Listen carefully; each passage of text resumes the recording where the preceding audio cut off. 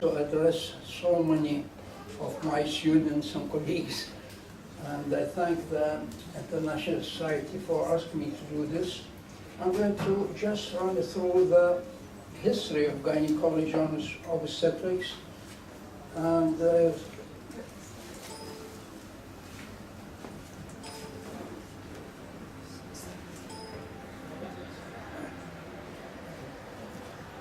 midwifery is as old as time.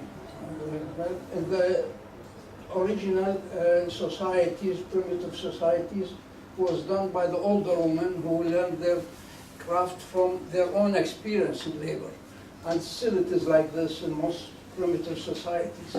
Now sometimes societies give the midwife some privileges or things, and sometimes she can abuse it. For example, in old Egypt, she was given the job of informing about the birth of males to Israelis. And she used or abused this to gain a prominent position in the society. And still in the whole world, still the majority of women deliver with the help of midwives rather than doctors.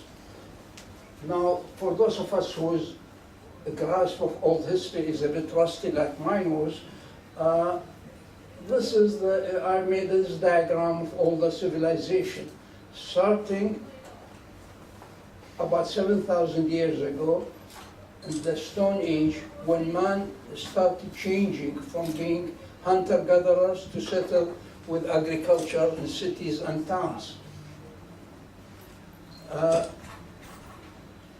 First in Sumer in southern Iraq, and several civilizations followed this, the Akkadian, who probably came as waves from tribal Arabs, Babylon, Assyria, and the ascendancy of Mosul later on.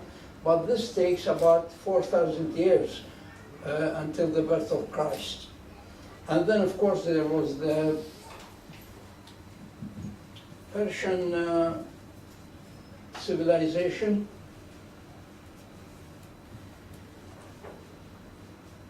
and the Greeks, of course, and Egyptians. The Egyptians, with their several dynasties of pharaohs. This was the known world at the time. India and China had civilizations, but they are too far to affect what we are talking about.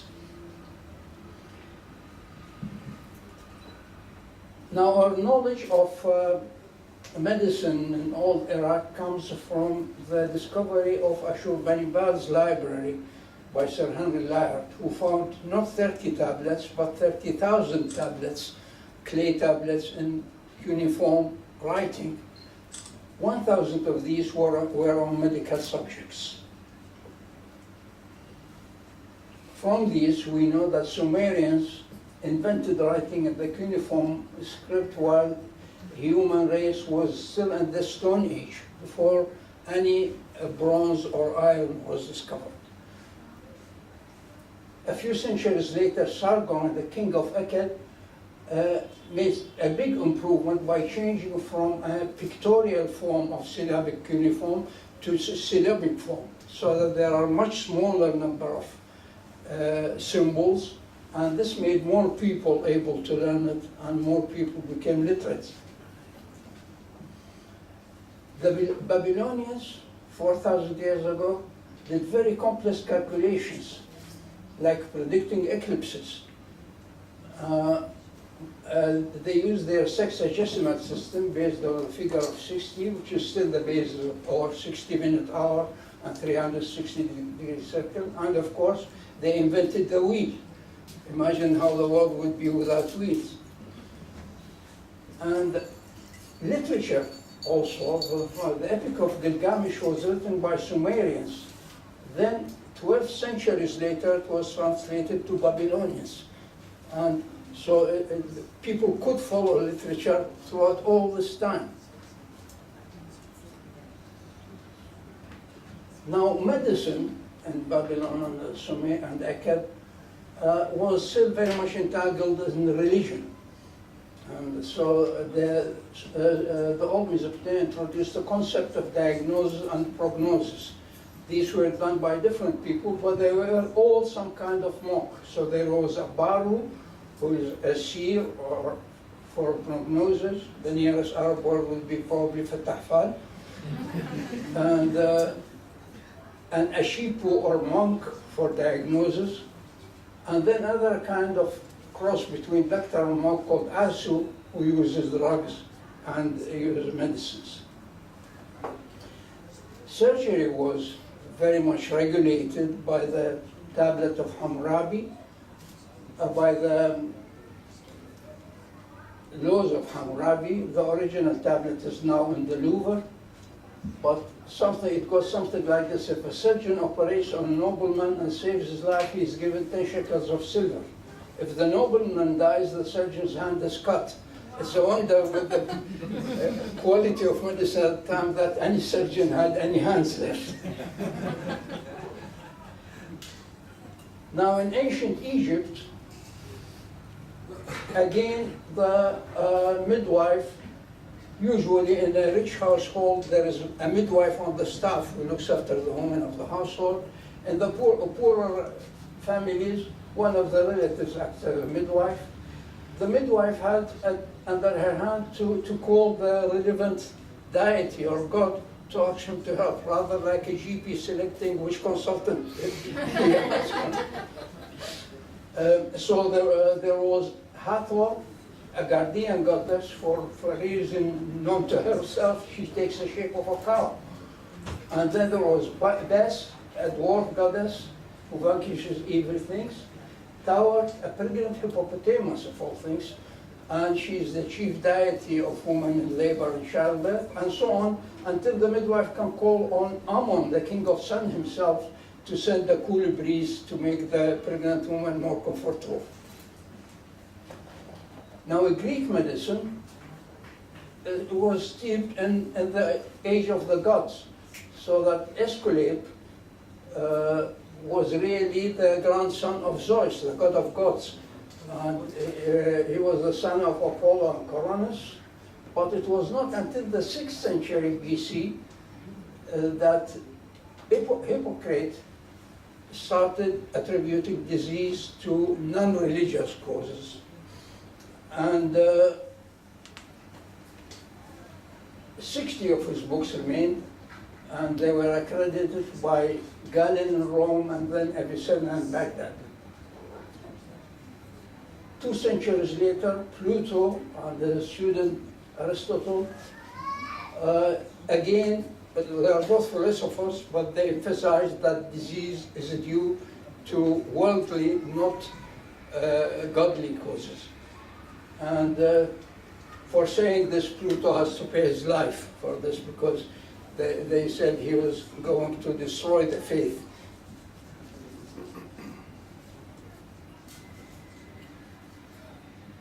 Now, about 400 years before Christ, a whole cataclysm invaded the whole world. A young Macedonian leader, Alexander, decided to invade the world. And you remember the first slide? A whole red line crossed the whole world. This is why the Arabs call him Iskandar Dhul Qarnayn, because one horn in the east and one horn in the west. And he occupied the whole known world from Egypt, Syria, Greece, of course, first, and then Iraq and half Persia. Greek medicine moved with the conquerors of Alexander. And in Alexandria, it stayed, of course, after Alexander died, his empire was divided between his 3 main leaders. So that Ptolemy took Egypt, Antigone took Macedonia and Greece, and the Seleucids took Iraq and Syria. And these were the 3 kingdoms which lasted up to just after Christ, when Rome took over. And in Babylon, of course, like all the invaders in history, Alexander died in Iraq, like all the invaders to Iraq. And he is buried in Alexandria, just south of Baghdad. It's one of the 14 Alexandrias that Alexander built along his conquests. Now, Roman medicine is really Greek, because when Rome invaded and occupied Athens in the 1st century, the Greek physicians moved to Rome. And the language of medicine remained Greek. So we have all these, Dioscorides, Soranus, Rufus, Galen, they were all the Greek, and they moved to Rome. And Dioscorides is very interesting. He's a Greek working in Rome. He spent 40 years of his life touring the known world collecting plants. And he published a book, Materia Medica, describing 950 drugs. And doctors in the audience know they have spent 1 year studying Materia Medica in their medical school. 4 centuries later, 430, ecumenical council in Ephesus decided that Nestorians are heretics. Most doctors were Nestorians, they were the elite of society. So they sort of escaped from religious persecution and went to Abyssinia, Egypt, China, and India, like the way Iraqi doctors are now, spreading all over the world. And at the Jendi Sabur, at the north of the Persian Gulf, a multilingual society appeared with Indians, Chinese, and Persian and Nestorians forming a multilingual school of medicine and sciences. This stayed there until Baghdad was built 2 centuries later, and they moved to the new capital. So helping to transfer the Greek medicine to the Islamic world.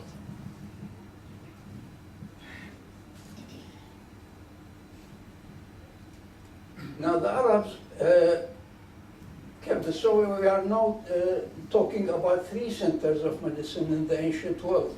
Alexandria, founded by Alexander in 320 BC, and it stayed a center and an active medical school until Rome appeared. And then Rome, starting in the 1st century, and the Greeks, doctors moved, and Greek remained the language of science. And then Baghdad, built by Ja'far al-Mansur of the 8th century, and became the center of all knowledge in the world from the 8th to the 14th century.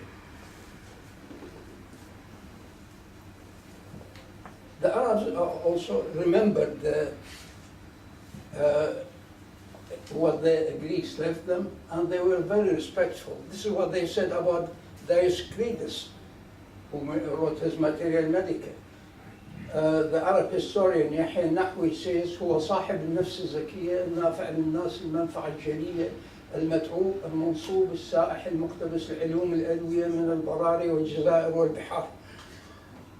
His book was translated by Stephen Basil at the time of Mutawakkil, and a translation had also to be shown and approved by Hunayn ibn Ishaq, who is the chief physician of the Mutawakkil. An English copy appeared in 1665, which is still used as a reference today. This is how the Arabs imagined Socrates and his students, sitting on a dirt mound, barefoot, with his students, and all in Arab dress. And Solon and his students. This painting is in the Topkapi Museum now in Istanbul. Now where does gynecology and obstetrics come in? The Greek physicians who went to Rome wrote, the first one to write was Ephesus, who was born Ephesus in Greece, today in Western Turkey. Then studied in Alexandria and worked in Rome at the 1st century BC. He was the first to write in detail about disease of women, describe a vaginal speculum, a cranioclast, and instrument to perforate the dead fetus head. Somehow his books were not translated to Arabic, while Rufus, again this magic formula, born in Ephesus, studied in Alexandria, and worked in Rome, he wrote more than 60 books, including one on the management of amenorrhea. He mentioned the gout and described it, and mentioned colchicum as a treatment. Today, of course, the best treatment for gout is still colchicine. Yeah. That's about 2,000 years ago. Now, during the Roman Empire, again, the midwife was, her testimony was very important in establishing paternity and inheritance and citizenship. So when Emperor Justinian's civil code was published, he had a whole chapter on midwife's responsibilities, while doctors got only one line. Now, if you compare this to Arabic history, of course, the best way to study Arabic history in the absence of writing earlier on is Arab poetry. And this is a physician that are mentioned 1,000 times in Arab history, and this is what Antara says in the Jahiliyyah. حصاني كان دلال المنايا فخاض غمارها وشرع وباع وسيفي كان في الهيجة طبيبا يداوي رأس من يشكو الصداع.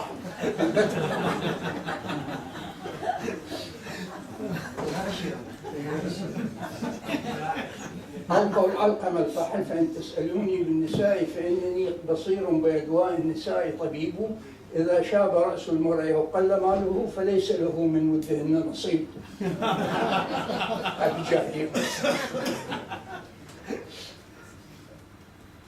أو قول المجنون ألا يا طبيب الجن ويحك داوني فإن طبيب الأنس عياه داعية. والعرب تستعمل الطب بمعنى الحكمة أحيانا. لا يزال الإخوان اللبنانيين ينادون الطبيب يا حكيم، وداويتها بالرأي حتى كفيتها وما كل آراء الرجال طبيب. ولكن في القرن العشرين نجد أمير الشعراء أحمد شوقي يقول قل لابن سينا لا طبيب اليوم إلا الدرهم.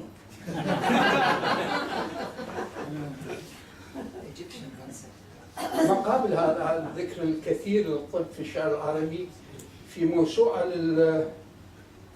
للشعر العربي تحوي أكثر من 1,000,000 بيت نشرت في الكويت، لم أجد ذكرا مقابل سوى مرة واحدة من قصيدة بديعة المتنبي يمدح بها سيف الدولة. يدري بما بك قبل تظهره له من ذهنه ويجيب قبل تسأله، هزمت مكارمه المكارم كلها حتى كأن المكرمات قنابل، لو طاب مولد كل حي مثله ولد النساء وما لهن قوابل، لو بان بالكرم الجميل بيانه لدرت به ذكر أنثى الحامل. Now, Baghdad remained the center of all knowledge in the world from the 8th to the 12th centuries. We've seen the movement of the multilingual communities from Jandi Sabur to Baghdad. Earlier they had moved, some of them moved to Damascus at the time of Hisham ibn Abdul Malik, and then moved to Baghdad when the Umayyads failed. And it was really the center of radiation of knowledge all over the world, to North Africa and to China. The empire at that time extended from Kashgar and on the western China, up through the Umayyad and Andalus, up to Tours, just south of Paris, where the Battle of Bilat al-Shuhada occurred.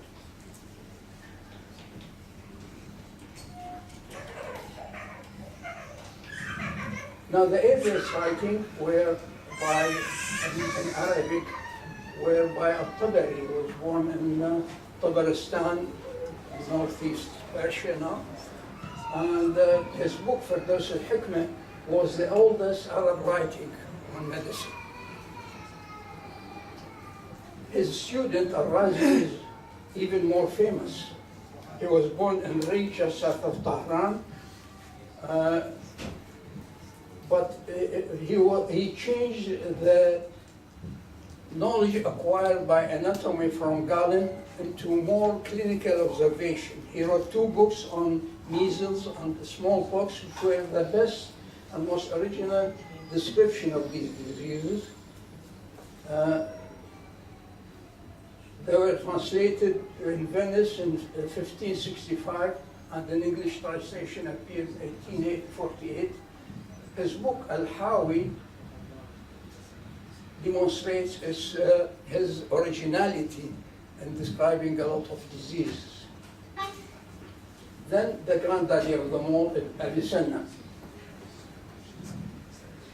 He was born in Bukhara, in what's now Uzbekistan, and in spite of becoming prime minister to Shamsuddin al-Hamadani, he managed to write 120 books, including 16 books on medicine.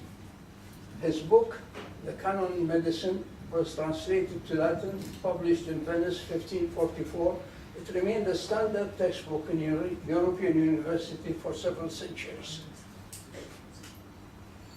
And then Ibn Haytham, known in the West as Al-Haytham, he taught us almost all we know about refraction of light and the anatomy of the eye. He lived and died in Basra. Now this is a page from Avicenna's Canon. The book was in my father's library in Baghdad.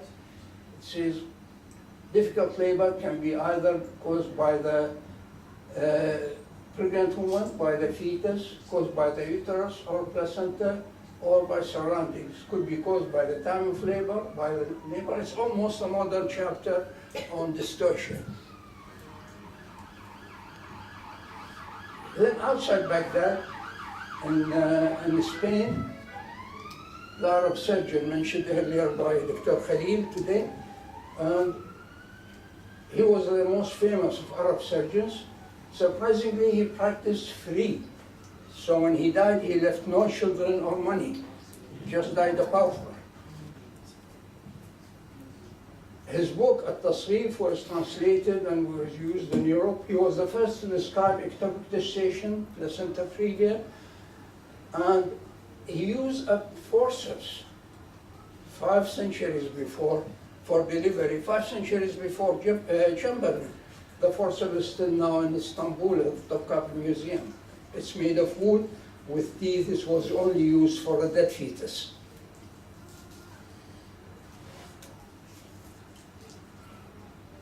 Then the first medical school, Al-Mustansiriya, was built by Mustansir Billah on the banks of Tigris in Baghdad, with the students and the wards and so on.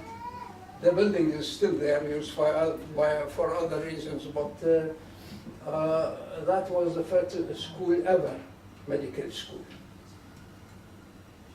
Now, the Arab also knew about diseases and the symptoms. And again, we go to Arab poetry.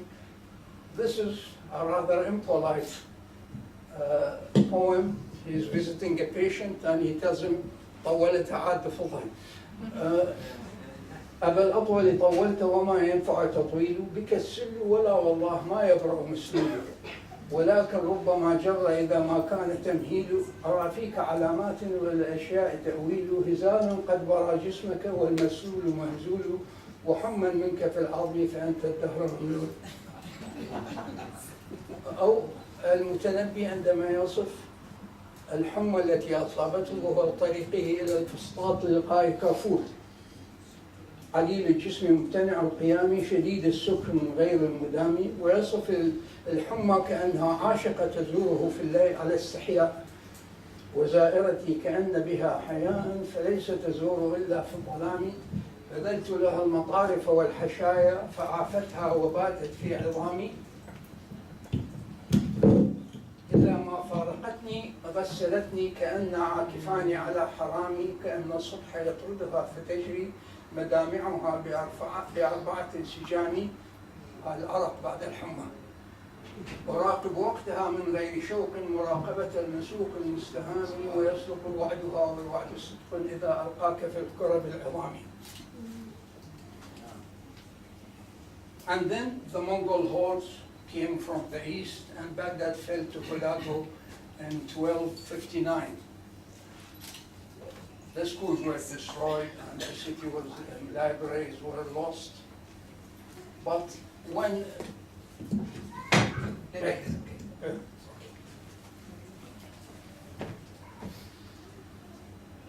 Thank you.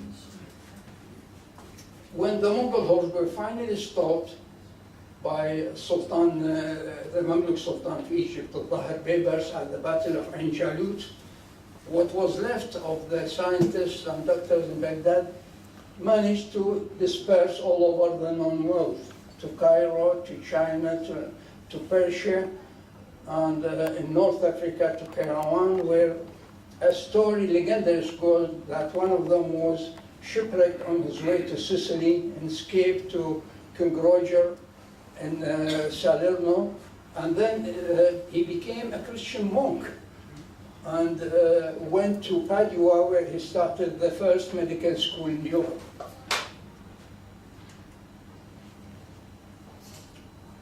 In Spain, Andalusia, we have seen Al-Zahrawi, and then there was a famous physician, Ibn Zahi, known in the West by his first name, Abu Marwan. It's interesting because he's a good doctor, but he despised surgery and considered it as sort of unnecessary evil, like some professor of medicine nowadays. Then, of course, there was Ibn Rushd, known in the West as Averroes, who is really a philosopher and probably a better philosopher than Avicenna, but probably less of a physician. And in the 13th century, the Persia is dominated by Ibn Nafis. Ibn Nafis was born in Damascus, and he worked in a teaching hospital, the Bimarstan in Nouri, built by Nuruddin Zenki on the model of Mustansiriya in Baghdad. He later moved to Cairo and became physician to the Sultan. He described the pulmonary circulation about 4 centuries before William Harvey. And his main achievement really, he dared contradict Galen and Avicenna. Galen thought all the blood comes out from the liver. And Avicenna described the general circulation, but was at a loss to describe how blood crossed from the right side of the heart to the left. But Ibn Nafis went to abattoirs and started dissecting hearts of sheep and cows till he discovered the pulmonary circulation. Another achievement for Arab medicine is regulation, because up to the 10th century, anybody who wants to practice medicine was free. But in 1920 AD, the Caliph Muqtadir asked the doctor to produce a proficiency certificate and to be examined by Sinan ibn Thabit, his chief physician, until they are allowed to practice. 2 centuries later, King Roger of Sicily decided that all doctors have to get the permission of the masters. It started giving its LMSSA in 1612. Of course, these two establishments are still giving their degrees today. But if you go even in 1850, in the state of Tennessee, in the United States, there were 200 doctors, so-called doctors, but only 35 were graduates of medical school. 40 had some lectures, 27 went to some school, but almost half had no education at all. Still they were counted as doctors. The evolution of the Austrian Empire and the Ottoman Empire, doctors started coming in, like Dr. Al-Fattal had a photograph of Said Shawkat and Hashim Liwitri coming early on. And at first, there were no obstetricians, and I heard from Said Shawkat that he was the only one doing cesarean sections in Baghdad for 10 years before George Hakari appeared. And these three are interesting. They are products of the American University of Beirut. They are all Christians, perhaps, because Christian women were more accepting to be examined by a male, and because of the contact with the French and the British missionaries and consuls who were there in the last decades of the Ottoman rule. I haven't met George Hekaya before my time, but I knew Fuad Imran Sheikh and have fond memories of Anisiti and continuing practicing well into the 70s of last century. Then in 1927, events occurred that changed the shape of medicine in Iraq. Oil was discovered in Khartoum. I think we still need power.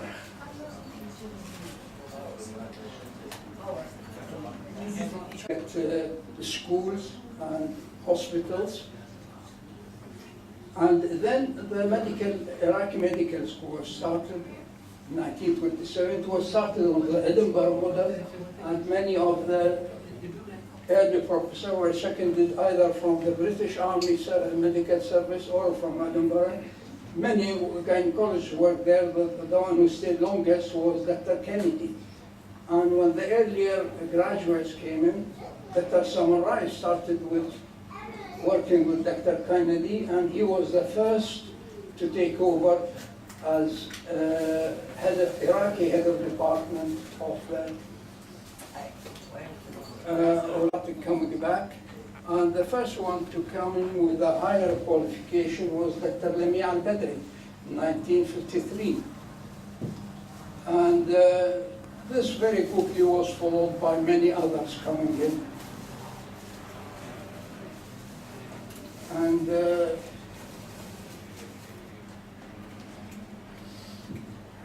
register, and the names are according to when they got their higher degree and came back to Iraq. I remember coming back in 1961 and starting, and I have a lot of students in then.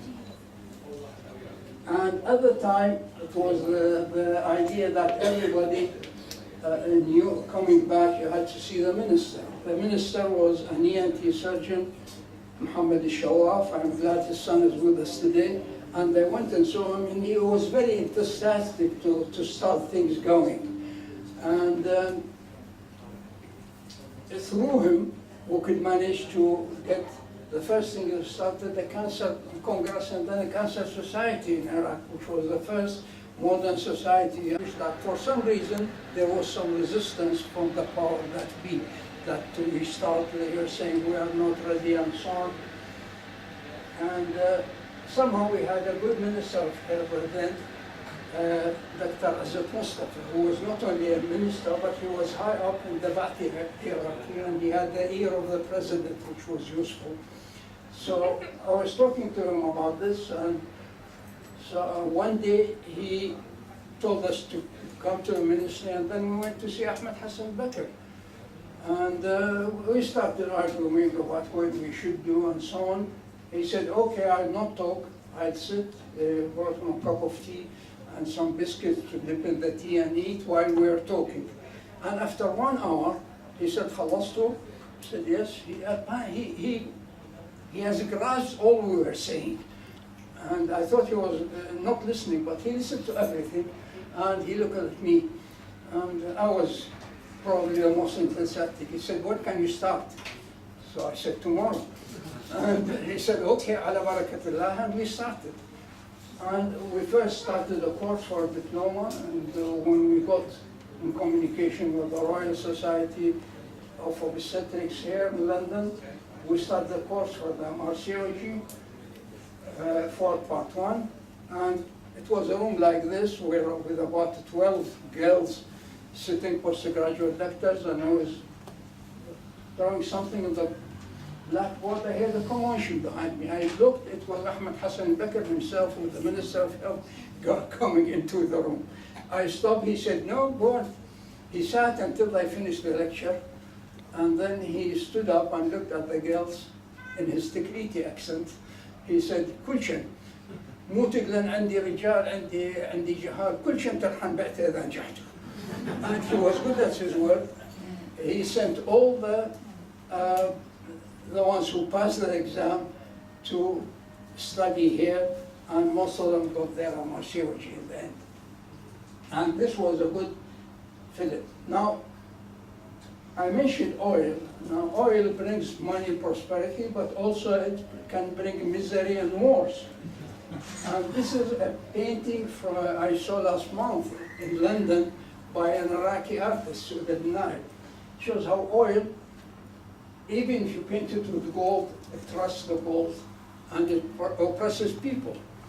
And with the end in the 70s, we find it very difficult to find places for our young doctors here in England and in the United States because of the shenanigans of the Arab rulers.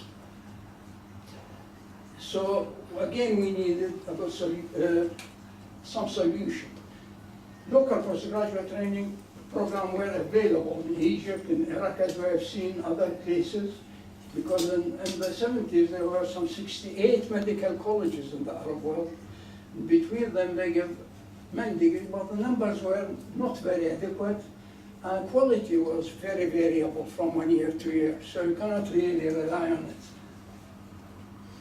And again, we had another lucky break. One of my students became Minister of Health, Riyad Haji Hussein, and he was a gynecologist and he was enthusiastic. And I started talking to him, and somehow he got elected chairman of the Arab Ministers of Health. And the next thing I knew, he took me with him to Kuwait, where we had a meeting. And I had two of the ministers there were, again, friends of mine, so we worked on them. And very soon, we had a program going. In 1978 in Kuwait, it was established, and the first General Assembly was next year in Damascus. And the first scientific council in gynecology and obstetrics was started, and 4 years later we had the first graduates of the Arab Board. I remember we had the examination in Baghdad, and there were three candidates from Iraq and about 10 from other Arab countries, and there were only 2 passes. The 2 Iraqis, I remember their name, Sabat Abdul Karim and Majid Hassoun. They were the first graduates. Now other parts of specialties started their council a bit later, and in Damascus in 1986